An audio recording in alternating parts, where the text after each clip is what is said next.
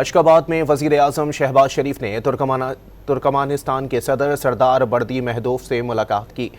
ملاقات میں دونوں ممالک کے درمیان دو طرفہ تعلقات بالخصوص تجارتی اور اقتصادی روابط کو مضبوط بنانے کے عزم کا اعادہ کیا گیا۔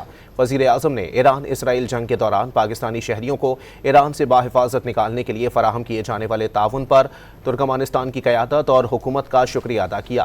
شہباز شریف نے ترکمانستان کے ساتھ زمینی اور سمندری راستوں کے ذریعے روابط بڑھانے کی خواہش کا اعادہ کیا۔ اشخاباد میں وزیر اعظم شہباز شریف نے ترکمانستان کے صدر سردار بردی مہدوف سے ملاقات کی۔